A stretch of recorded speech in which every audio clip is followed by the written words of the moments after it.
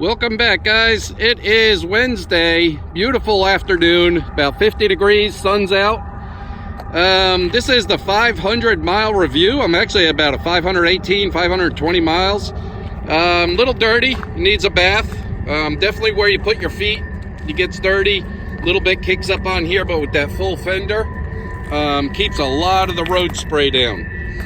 Okay, review. This thing is still, sorry about that, got a train passing by on the other side of the river.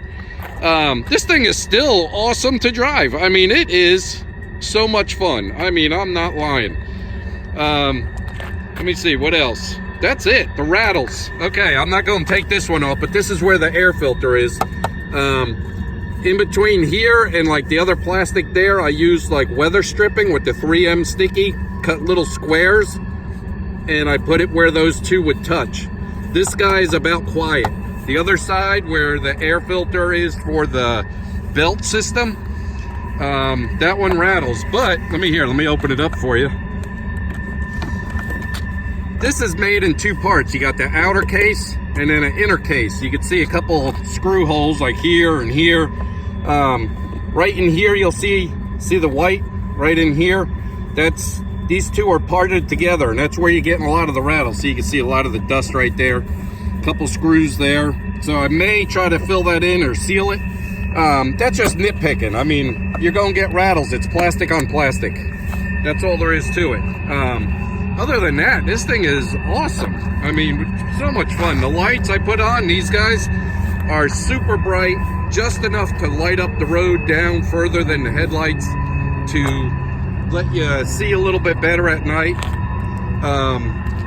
The brake calipers, I'm getting a lot of compliments on those. They said that the red is definitely accenting the color of the bike. The front ones were a real pain. The back ones are simple. I mean, you can't see it with the bag, but there it is down in there. All you have to do is undo these two bolts right here, and that undoes the plate which the brake caliper is hooked to, and then the whole thing will swing right down here. So the rear brakes are simple to make, to fix. You know, if you want to redo them yourself. The front ones, not so much. You got a little bit more work. But there's the back one down there. It's a little dirty where I pulled in to talk to some people the other day. It was a little muddy, and it got in there. Same with the cases. With the cases, everybody's been talking about. Wish there was more room. I'll open it real quick. Let me loosen it. I've got my pair of bibs in there and a neoprene jacket, which I wear underneath the one I have on now in the morning, just because it is cold, in the morning. But I put both of those fit in there, but as you see, it is full. It'll fit some small equipment. I mean, it doesn't give you much, but I like the shape of it, the teardrop shape. So that's just something you got to deal with. The side case works great, holds my lunchbox or holds my helmet when I go out if I don't want to carry it around. So that's working good. This guy, tank bag, is definite lifesaver. That thing is working super. Right now, all I got in the very top is my glasses, but underneath wallet and my ID for work. If anybody is familiar with Lynchburg, I am down at the baseball fields, they call it, where you take out. This would be about 12-mile float from Lynchburg, just down from BWX.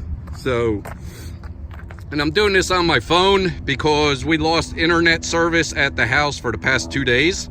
So to upload any videos is going to have to be through the phone. I have about 2 in the can, which they call it a can, in the computer, that I've done with just driving around, and uploading from work it's not even heard of.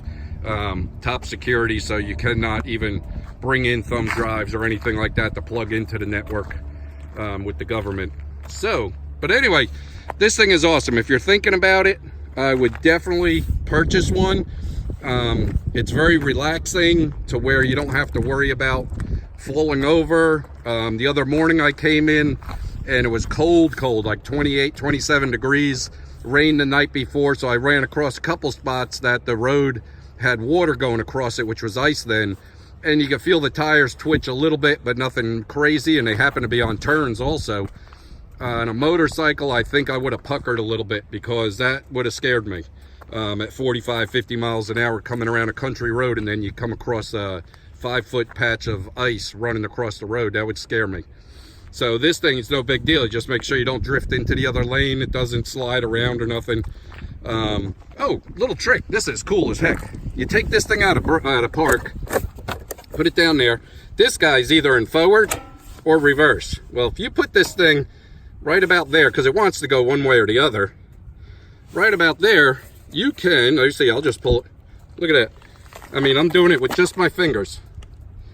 So that doesn't push through the drive shaft, through your rear end and all that, through the transmission. That gives you like a neutral. But make sure, remember this, note, make sure, put that thing in forward. Come on, get up there. Forward or reverse, because it'll give you a false park or a false alert on your screen, like you're out of park, but it doesn't know what to do. You go to give it the gas and it sounds like you got a governor. It just bogs down, will not let you go anywhere, like the sensor for your park lever is broken or something. So always check that. If you go to do that, make sure you go in forward or reverse, whatever you're used to putting it in, or you will get that error up on your screen. But that's great for when I bring it in and go to roll it around to work on it. Really neat trick. What else? The windscreen, just enough to keep the wind off me. That's working good. That little rust spot I mentioned in one of my videos, there it is right there. I gotta clean that out and touch it up with some black paint so it doesn't rust anymore. That's that little guy there. The muffler, I mentioned that in one of my videos. It's hard to see because it's all black, but there it is down in there. Everything is black now, so hopefully that will eliminate more rusting. But where it's welded for the brackets onto the motor, or onto the frame, it started rusting with just washing it off, and I think I got caught in the rain one time. Gosh, that's it. Other than that, not too bad. We did have to start a service report, I guess you want to call it, with Can-Am through the dealer for this tire here. They balanced it. It looked like it wasn't even ever balanced. It was like an inch out, they said, because it was vibrating really bad at about 55. They balanced it and it looks 100% better. I mean, it's great, but it's still shaking from 50 to 60. The other one is like rock solid, and it's just unacceptable for something you just purchased, have 500 miles on it. They didn't balance it. I paid for that one, but this time I said, I'm not paying for it again. I said, you guys got to, open a report and we'll take it from there. And they're talking about just replacing the whole wheel. So that's fine. I'll just pull it in, let them replace it. What else? Oh, I found the tool to take the center off. Well, that thing is $125 US. So if you're planning on doing your own brakes and working on the front, beware. $125 until somebody builds a knockoff to get that screw or that bolt off the center. You'll have to take it to the dealer. Other than that, man, it's awesome. So if you're interested, go for a test drive. From what I'm seeing on the internet, these things are selling like hotcakes. They don't even have them in stock long. I mean, like days, and they're already pre-ordered. Like people have ordered them and they are already shipping out.